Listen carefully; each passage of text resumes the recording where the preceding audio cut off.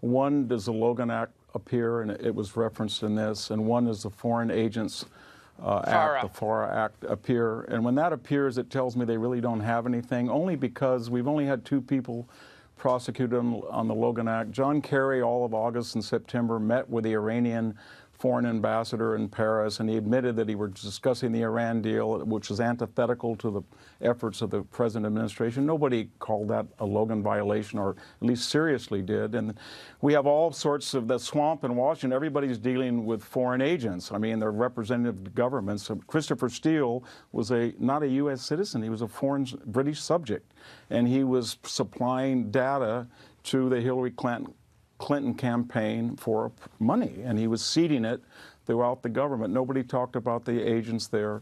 And then more importantly, in that document, there's worry that Flynn was working in a way that was unethical with the Turkish government or maybe with the Russian government, but it had no effect, because when Donald Trump came in, when you look at Russian sanctions, the oil policy of the U.S., increasing production, arming the Ukrainians, attacking Russians in Syria, or whether it was ending the Obama romance with Erdogan in Turkey, we were much tougher on Turkey and much tougher on Russia. And finally, I mean, if you want to reduce everything, you get down to one point. All of these stories, the surveillance, the entire collusion comes back to the Steele dossier.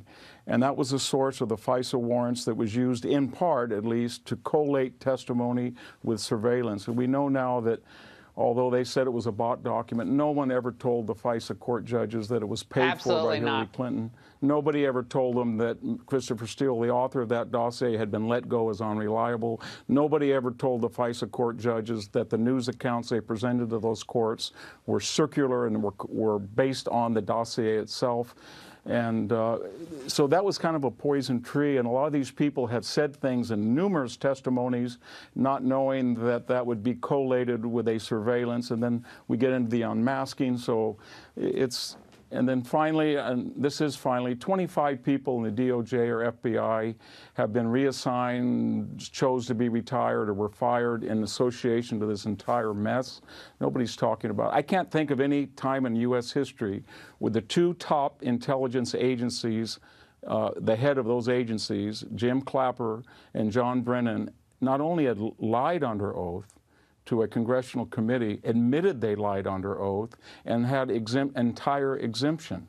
So I know it's not YouTube all the time, but that's really disturbing that we have this Mueller track, and then we have all of these violations that, so when Mueller starts to be so sanctimonious and quote Logan Act and the Foreign Agent Registration Act and government officials have to be above the law, well, yeah, but that's not happening. So we're losing public confidence. Yeah. Well, it is kind of rich. It wasn't Mueller himself, but what preceded Mueller to set up this entire investigation from the beginning. And Saul, we have gone over this meticulously. The reference to his military service, his exemplary public record, how common is that in a sentencing document such as this, taking that into account as a mitigating circumstance? I mean, it seems to kind of make sense, but... Well, it's very common if you're the defense attorney doing a sentencing memo, and it's common if you're the government and that client has helped you. But I wanted to say one thing about Flynn. There's nobody in town who really believes that Flynn would have pled guilty unless Mueller had something against one of his family members. Or threatened his family members. Right, and that's often done by prosecutors. And I don't know of anybody who thinks that Flynn would have pled if that wasn't out there.